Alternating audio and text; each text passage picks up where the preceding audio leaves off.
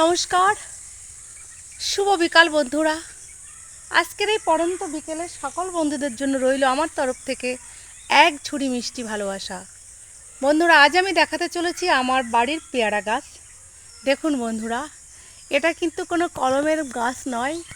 আমি এক বাড়িতে বেড়াতে গিয়ে একটি পেয়ারা খেয়েছিলাম, ভিতরের লাল পেয়ারাটার, কিন্তু পেয়ারাটা ছিল খুবই মিষ্টি এবং খুব সুস্বাদু।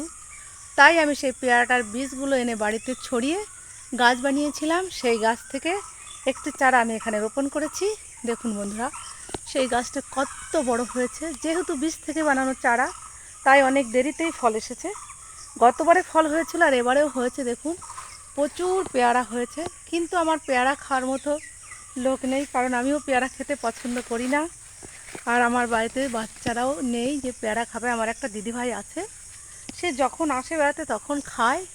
আর দেখুন কত পেয়ারা গাছে পেকে পেকে রয়েছে। পাড়া প্রতিবেশীকেও আমি দিই, আমি কিন্তু একা খাই না। দেখুন গাছতলা দিয়ে পড়ে পড়ে পেকে পেকে সব নষ্ট হচ্ছে। প্রচুর পেয়ারা। দেখুন বন্ধুরা, কত সুন্দর গাছ, কত পেয়ারা। পাখিতেও খায়, আমরাও খাই। কেউ এলে তাদেরও দিই। আপনারাও এভাবে গাছ লাগিয়ে রাখুন। আমার এই গাছটা এই সিজনে অনেক বেশি পেয়ারা হয়, আর সিজন ছাড়া 12 মাস টুকটাক একটু একটু করে হয়। মাঝে মধ্যে আমরা সেটা খেতে পারি। যেহেতু আমি গাছ খুব পছন্দ করি, তাই আমি পেয়ারা গাছটা লাগিয়েছি। তাই আমি আমার বন্ধুদেরকে বলবো, আপনারাও পেয়ারা গাছ লাগান, বা যে কোনো গাছ আপনারা লাগান। গাছ আমাদের বন্ধু। গাছ পরিবেশের ভারসাম্য রক্ষা করে, পরিবেশকে সুন্দর করে গড়ে তোলে।